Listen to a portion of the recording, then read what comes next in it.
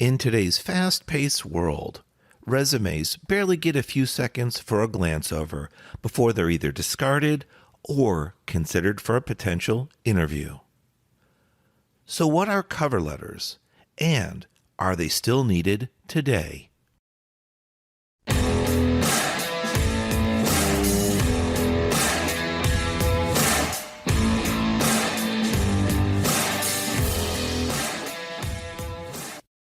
Welcome back to the Career Growth Made Easy podcast.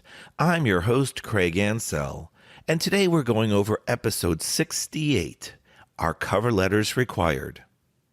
This episode has come about because a recent masterclass student confirmed cover letters are still required with certain resume submissions. She avoided submitting resumes to targeted jobs that required cover letters.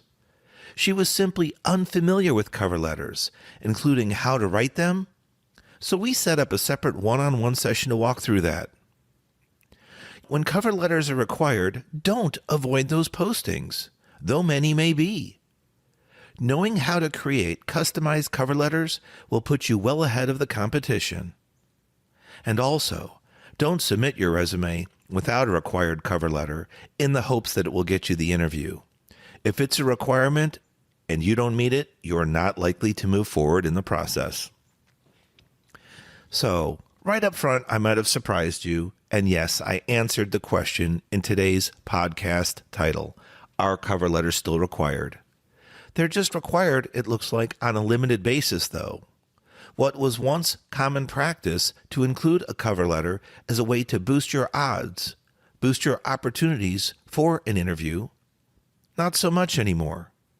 As I mentioned in the intro, with our ultra fast-paced world, you're lucky if your resume gets just a couple seconds of a glance over once it gets to human eyes for that critical decision, discard or potentially move forward with an interview. I want to stop and talk briefly about that comment I just made. Human eyes, before it gets to a person. That is your resume. I don't know if you're familiar. There's a host of software suites out there that companies utilize, and one of them is called Applicant Tracking Systems.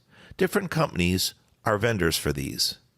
These applicant tracking systems are software tools that are meant to receive in, scan, and evaluate potential resumes against targeted job opportunities. With the influx of resumes coming in to job openings still today, headhunters, human resource professionals, hiring managers, and even reporting managers, those that you might work for, need help when the mass of resumes rushes in. So these applicant tracking systems read through the resumes submitted and scan them. One of the key things they do is look for keywords, you guessed it. But where do the keywords come from? They come from the targeted job posting.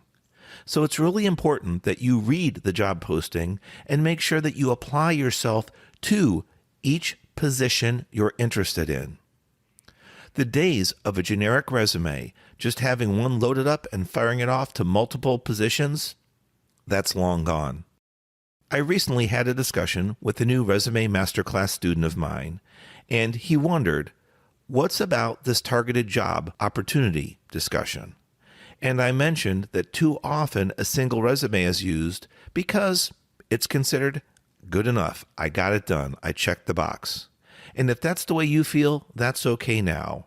I'm hoping this episode and a couple future ones will change your mind, though. It's not likely you're getting a lot of traction with a single canned or generic resume. And the same goes for cover letters, which we're going to talk about in an upcoming episode as well. Cover letters are meant to introduce you to the position, to the company, so that your resume has an opportunity to be read next. It's kind of like a sequence, an introduction. If that cover letter is required and you don't follow the guidelines, you're not likely to get a second consideration. In fact, your resume might not even get read if a cover letter was the first stop. So, One critical thing about today's episode, make sure you read the job requirements. I talked about, did you read the job requirements in last week's episode number 67. That's very helpful if you'd like to review that.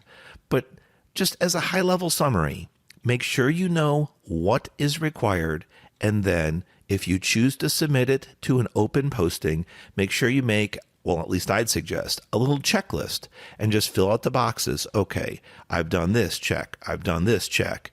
I meet all the requirements, I'm submitting it. Also, whether it's cover letters or resumes, pay attention to the submission requirements with regards to file type and file size. Maybe you're going to include those as a combined PDF. Maybe they're going to be uploaded separately so that the system can say step 1 has been completed, step 2 has been completed. I've seen both.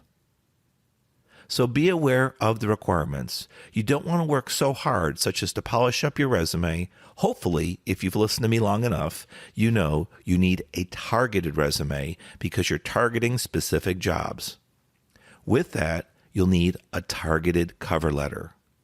So follow the instructions carefully for submission, and yes, you will be in better shape. Now, talking to a Resume Masterclass student recently, they asked me, aren't I in better shape than many if I submit my cover letter with my resume? And that's a great question to ask. So I thought about it, and then when we had our meeting, I shared the following with them, which I'm happy to share with you. Sometimes you just want to meet the requirements and not go above and beyond because it would appear that you're not listening to the potential future employer and you're not following their instructions. It used to be something nice to go above and beyond and give them something extra, and I agree that might have worked as a potential interview booster in prior years. In today's ultra fast-paced world, very few of us have time to read through stacks of resumes, stacks of cover letters, and pick the right candidate. So number 1, follow the instructions. Make sure you submit only what is required, and that's my suggestion. You can choose to do what you like, but again, think about it from your employer's point of view or future employer's point of view. I've asked them to submit what I need to analyze and review them to consider for the job. You're sending me more than I needed? Okay, you went above and beyond. But how likely are you to follow instructions when you work for me? I'm paying you to do the following tasks. Going above and beyond could be good, but I'm paying you to get the base work done. Why are you submitting all this extra work? Now, that's a little bit of an exaggeration, but I want you to see the point. Follow the instructions carefully. That's critical. So, back to my recent student's question. He asked, I have a cover letter. Isn't that a good thing? And the fact that I'm submitting it with my resume submissions? I answered one part of that question just now, but I'm going to go on a little further and tell you what else we spoke about. Depending on the quality and the substance, as well as the structure, actually, of your cover letter, it could be harming you instead of helping you. Now, if you're unfamiliar with cover letters or don't happen to have one, that's fine. But should you find a job posting that you're very interested in and then you come across the requirement for a cover letter, I strongly urge you to consider creating one. In some upcoming episodes, I'm going to help you out with that statement, and also I have some special announcements coming up as well.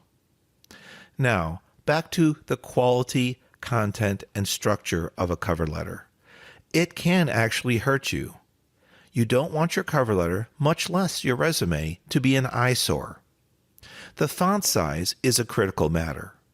Many of us have so much to say, we try to get it down on paper, and when we run out of space, many times, the font size is significantly reduced. It automatically creates an eyesore when you first see the resume and even the cover letter. Secondarily, format is critical. I strongly recommend generous amounts of white space. yes, both on your resume and your cover letter. You don't want something to be an eyesore when it's first picked up to be read. Being an eyesore can actually stop someone dead in their tracks, kind of like they say a deer in headlights. And they may not even read further if it's not visually appealing. So whether it's a cover letter or a resume, pick up yours today and just take a look at it. Don't even read it. Just grab it as if you were looking at it for the first time.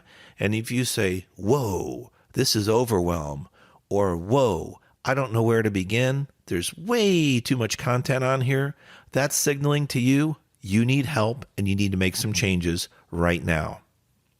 Why I say this is that in some cases, the cover letters actually can harm you so much that you don't actually give your resume the opportunity to be seen. Cover letter submissions done poorly can actually harm your chances to have your resume reviewed, and that ultimately harms your chances at getting a future interview and thus a potential future job. Your cover letter's job is to get the reader, first of all, to read on through the cover letter. It's kind of like an introduction so that it can introduce your resume. Your resume's job also is to get the reader to read on, to entice them to kind of tell a story. That story should lead them into the curious question, should I bring this person in for an interview or not? And hopefully they're leaning towards, yes, I should. So, avoid eyesores with your documentation. Keep things structured well and make sure they flow and tell a story, if you will. Now remember, you're not telling your story, you're telling a story to a potential future employer. You always have to remember the correct point of view. If you go on and on about yourself, the resume and or the cover letter is not going to support your need to get hired. You need to remember who you're speaking to and what you're speaking about. Your cover letter and resume content need to be formatted, structured, and organized in a way that gets them to read on and entices them to be interested, to be curious, to go to the next step with you. Cover letter, complete it, read through it, move on to the resume. Resume, complete it, read through it, move on to the potential interview round. And by the way, don't have material that's in your cover letter or your resume that you don't remember why it's on there.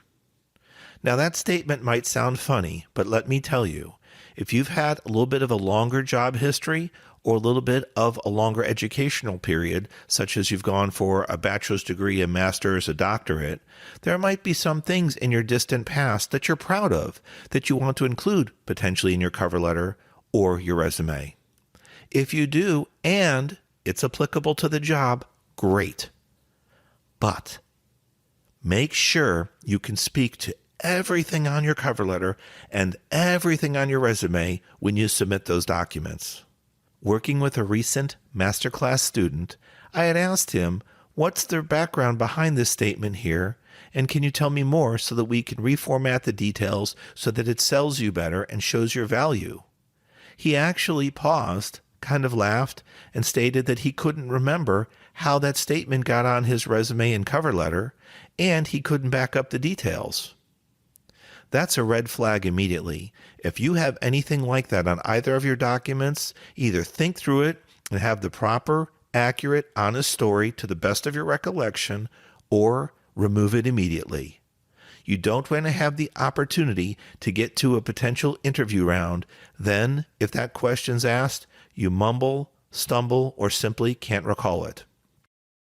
In this particular instance, the Resume Masterclass student has allowed me to share, and he said when he went on to an interview round in this one particular case, he did get asked about that content, and unfortunately, he had to pause, smile, and he did exactly that. Kind of stumbled, stuttered, and said, I can't recall the details. I'm sorry. Now, I can't tell you what kind of emotion that brings out in someone. But I can tell you it derailed the entire conversation going forward because despite the fact that you're looking to do your best to recover, that's weighing on your mind foremost as the fact that you had something on your resume, your cover letter, and now brought up in the interview and you couldn't address it. So it's really important to do the following checkup on your documentation before you submit it and almost do a mock discussion or mock interview with yourself. Doing it out loud is one thing. Then recording yourself is another, such as on your phone or, computer webcam. But also, if you want to do it face-to-face in a mirror, that's best. You can watch your body language and look at your confidence levels and see if you have any tells, kind of like if you follow sports or poker, if there's any tells that you're giving away when you do your interviewing discussion or your cover letter discussion. So I deviated a little bit there towards the end, but it's really about cover letters and resumes and how they work together. And yes, we've learned they are required in certain situations today. I hope today's episode, number 68, Are Cover Letters Required, has sparked some curiosity, some interest in you. And if you have a cover letter, I suggest you dust it off because we've got a future episode or two coming up that might come in handy to help you out, and we have some special announcements as well. Also, we're coming up on our 1-year anniversary of our Resume Masterclass. Be on the lookout for some special announcements there. Don't forget to join our email subscriber list. You'll be glad you did. We look forward to serving you up future episodes of the Career Growth Made Easy podcast. And please, if you have any specific career growth challenges, whether they're personal or professional, please reach out to me on social media at Craig Ancel for LinkedIn, Facebook, and Instagram, because you don't need to go through things alone, and possibly something you're dealing with or struggling with could help others out there. It's all about giving back, right? Finally, if you just want to contact me directly, I'm Craig at craigancel.com, as well as please visit my website, craigancel.com. We have a lot of great new content, a freshly redesigned website, and a whole host of free resources for you to download. Please visit today. I hope you have a wonderful week ahead and look forward to speaking further on cover letters and resumes.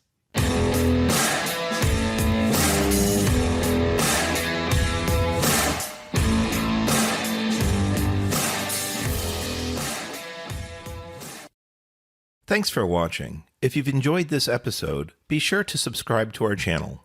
New episodes every Monday. In the meantime, why don't you follow us on social media at Craig Ancel on Facebook, LinkedIn, and Instagram.